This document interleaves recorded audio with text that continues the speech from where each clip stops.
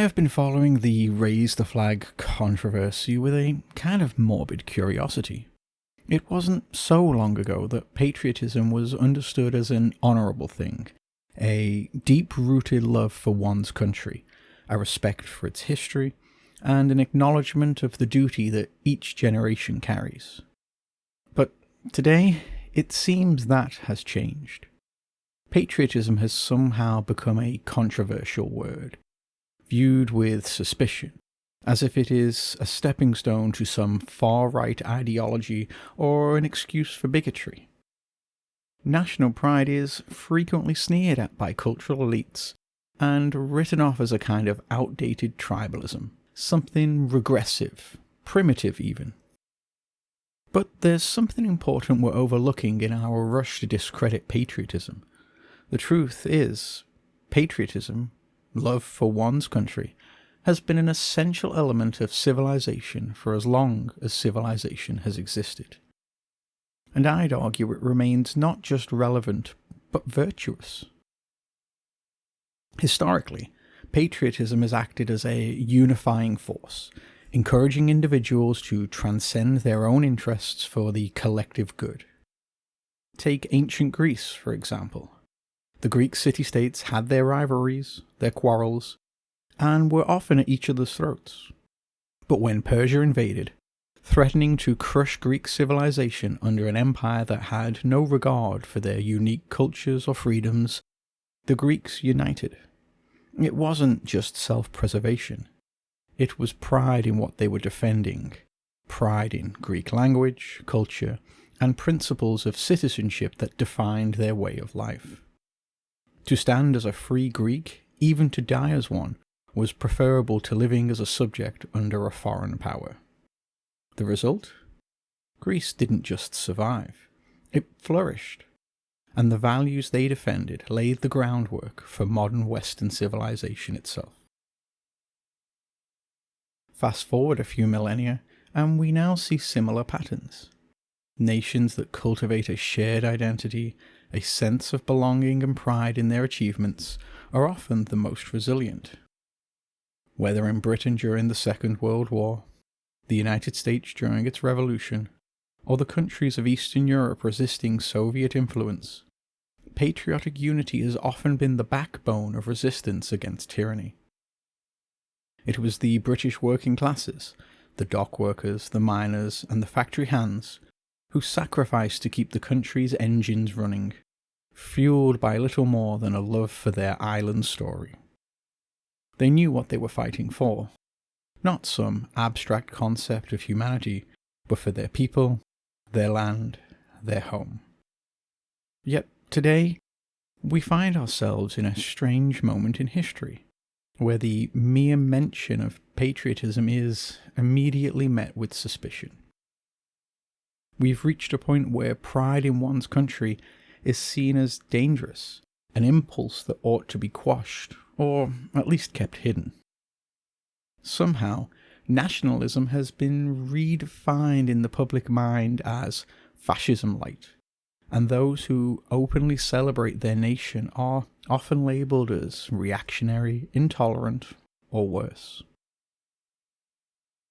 This criticism usually comes from the same cultural critics and political elites who will eagerly claim a form of pride for themselves as self-righteous moral superiority cloaked in terms like global citizenship. But let's get something clear. There is a fundamental difference between nationalism in the sense of loving one's country and the twisted, authoritarian nationalism of past dictatorships. Conflating these two ideas is a bit like comparing apples and tanks. Patriotism in its classical sense isn't about hating others. It's about loving what you have, recognizing its value, and wanting to protect it. It's no accident that countries with the highest levels of civic engagement, social trust, and resilience in the face of crisis are also the ones where people actually feel proud of their national identity.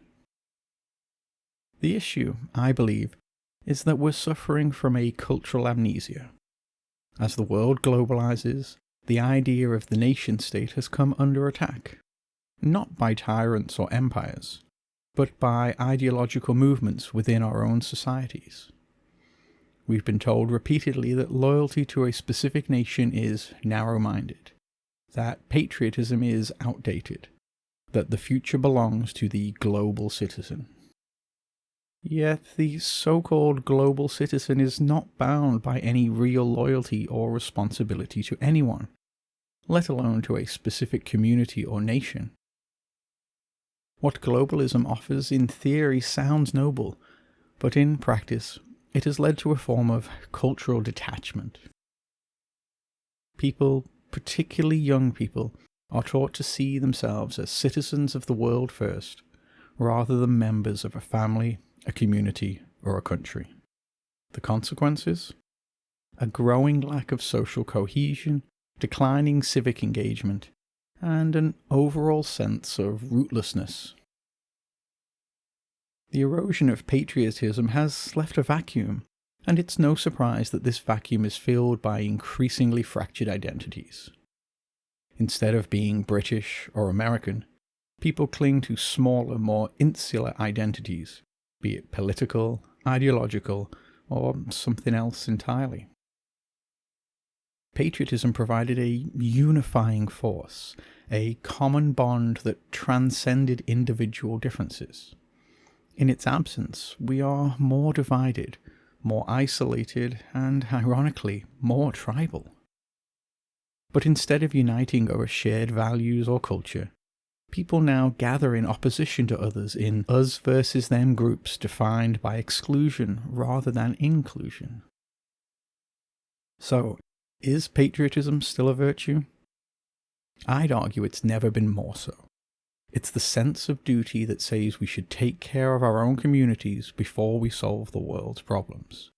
It's the principle that motivates people to join the army, to volunteer, to preserve historical monuments, and to protest when they feel their country is being sold out by the very people who were elected to protect it. Patriotism anchors people in a time and place, connects them with a shared history and heritage, and reminds them that they are part of a story that transcends their individual lives. These are good things, valuable things, and they shouldn't be dismissed as fascist just because they're not in vogue with the cultural elite. Now, let's be clear. Patriotism doesn't mean blind loyalty. Every nation has flaws, and every patriot should know this. But the purpose of patriotism is not to deny these flaws. It's to acknowledge them and work to make things better. In other words, patriotism doesn't reject criticism. It embraces it constructively. Unlike nationalism in its more aggressive forms, which demands conformity, patriotism can coexist with a healthy skepticism of government and institutions. In fact, it often demands it. A true patriot wants to make their country the best it can be, not by erasing its history, but by learning from it. In the end, the virtue of patriotism lies in its capacity to bring people together in service of something greater than themselves. At a time when individualism reigns supreme and ideological divides are deeper than ever, we need this sense of unity and purpose. And let's not forget, without patriotism, the freedom, rights, and prosperity that many take for granted today might not exist at all. For those who view patriotism as regressive or fundamentally fascist, perhaps it's worth remembering that the very ability to criticize your country is a gift of the very society you're so quick to condemn. So yes, I believe that patriotism is still a virtue. It is an antidote to the disconnection and disunity that define our times, a reminder of the bonds that tie us together as citizens. The ethics of nationalism and patriotism are not complex. They are about responsibility, duty, and loyalty to a community. And these are values that will always have a place in a healthy and functioning society. Thank you very much for listening.